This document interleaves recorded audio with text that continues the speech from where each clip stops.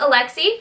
For my second video, I decided to do a smoked out red eye look with some bronzed up and glowy skin.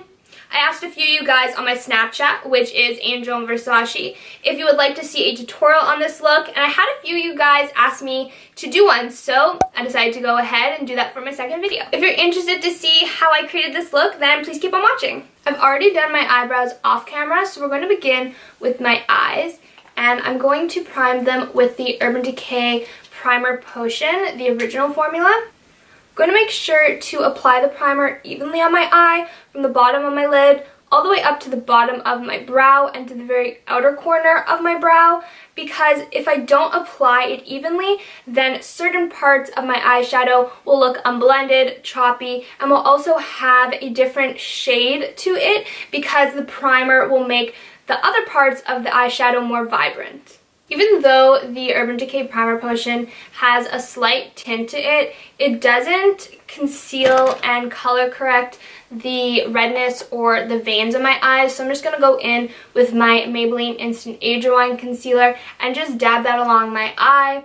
And to set that, I'm going to use a color from the palette that I'm going to use for the entire eye look, and that is the Anastasia Beverly Hills Modern Renaissance palette. I'm going to dip into the very lightest shade called Tempera. Not only will this help with blending my eyeshadows, it will also brighten the eyes and it will act as an initial highlight right underneath the brow bone. First color I'm going to go in is my transition shade, and I'm going to use a mix of two colors. I'm going to use Warm Taupe and Golden Ochre. This is going to go right above my crease. When you're blending out your crease, you want to make sure that you're not pressing with a lot of pressure, because that will make the transition shade uneven, and this is an important step. You don't want your transition shade to be uneven because it helps blend out the rest of your eye look. And if the transition shade is already choppy, then the rest of your look is going to turn out the exact same way. So the best technique is to start off with windshield wiper motions, going very lightly. The brush is barely touching my skin. I'm not putting any pressure to bend the brush. It is just the tip of the brush touching my eye. And then after you get the initial product set down, I like to go in circular motions. Once you have that nice and blended out, we're going to move on to our crease shade. And the first crease shade we're going to use is Burnt Orange. I'm going to apply Burnt Orange directly in the crease, and I'm going to apply it with the exact same fluffy brush. I was using the MAC 224 blending brush. I just want to diffuse the color. I don't want any definition just yet. Next step we're going to move on to is adding some definition into the crease. The first shade we're going to go into is the shade over here called Religar. It is a red orange. Using my MAC 217 brush, I'm going to use the very tip of it to dip right into the product so I can have more control when applying it directly in the crease. If you're unsure exactly where your crease is, you can begin by leaving your eye open and placing the brush where you see that slight crease in your eye. And if you don't have that, you can always create that. Just place your brush, and where you feel that your eye kind of starts to go in is where you want to apply the color. With whatever products left over on the MAC 224 brush, you're just going to go in and further blend that out. So the next color we're going to go into for some more definition is Red Ochre right over here. You don't want to apply Red Ochre as high up in your crease as you did with Religar. You want to keep it lower down and in a more concentrated area. To make it easier to make sure that the color doesn't go everywhere, go in very lightly and kind of trace out where you want that initial line of color to be. To give it a bit of a smoked out gradient effect, I'm going to dip back in on my MAC 224 brush into Burnt Orange and apply this where my transition shade originally was. If it ever looks like it's getting a little messy, that's okay because the outer portion over here can be cleaned up with concealer and the portion just underneath the eyebrow can be cleaned up with a shade that is closest to your skin tone. I feel like my crease isn't intense enough and I don't want to go in just yet with a darker shade. I still want to keep it in the red shades, so I'm still going to go in with red ochre, but I'm going to use this Real Techniques shading brush. It is a little smaller and a little more precise, so I can really get deep into the crease. So now we're going to move on to the outer corner, and I'm going to actually go in with Cypress Umber, which is the brown shade right up here, and also with red ochre to kind of tie in with the red tone, but still give it some darkness on the outer corner. Then I'm going to open my eye, and I'm going to place the brush right in the outer corner and brush upwards.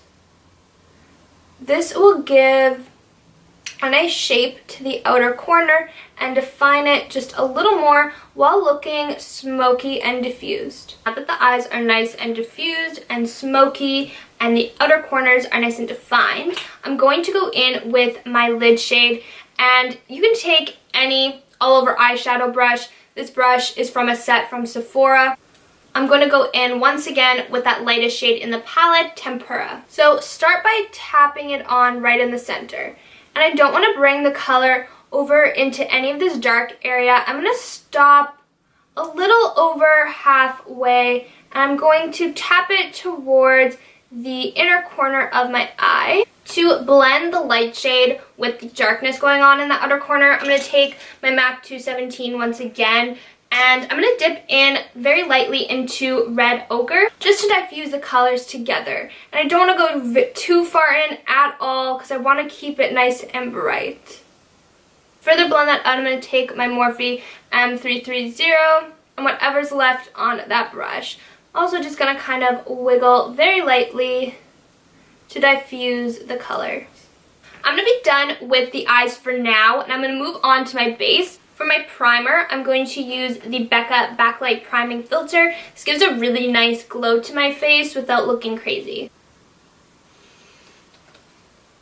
After I've pressed the primer into my skin, I like to go over quickly with a damp beauty blender just to further press it into the skin and make sure that it is all blended out evenly. For foundation, I'm going to go in with the L'Oreal Infallible Pro Glow Foundation. This was the foundation that I spoke about in my first video, the Full Face First Impressions, and I still love it just as much. I've been using it every day since that video. As usual, I'm going to go in and blend it out with my sponge.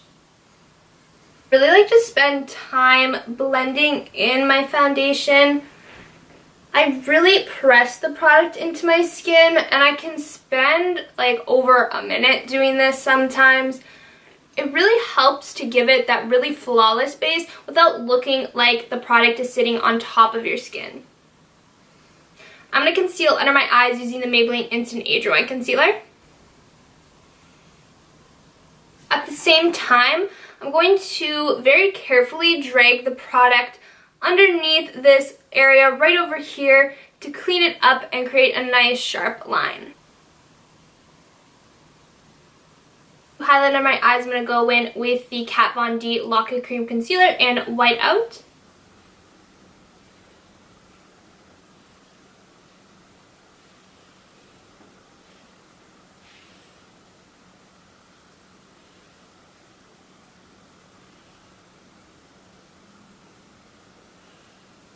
I'm going to set under my eyes, on my chin, and on my forehead with the RCMA No Color Powder.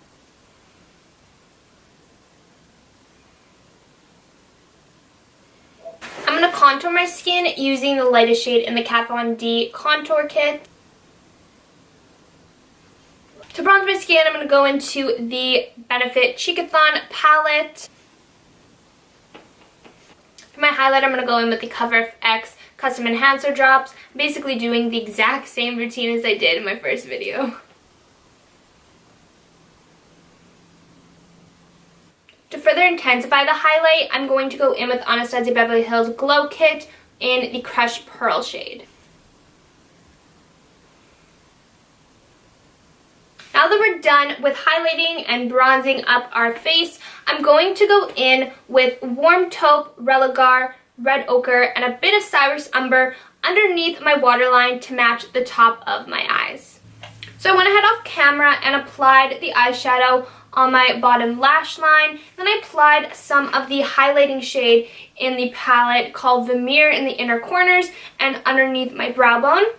Then I went in with a MAC Cosmetics eyeliner called Costa Riche, which is like a very warm tone brown, so it matched really well with the eye look that we've done. And then I also placed my favorite Huda Beauty lashes in Samantha No. 7 on. So for the lips, I'm going to go in with Kylie Cosmetics Dolce K Liquid Lipstick. So this is the finished look. I'll zoom you guys in so you can get a closer look at the eyes.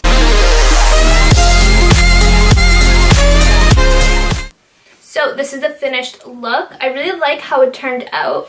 Thank you so much for taking the time to watch my video, and if you did like it, then please like, subscribe, and comment down below. I've decided to do a full face first impressions with a bunch of items that I've seen around on YouTube, on Instagram, and not only are these items brand new to myself, a lot of them are also new to the brand.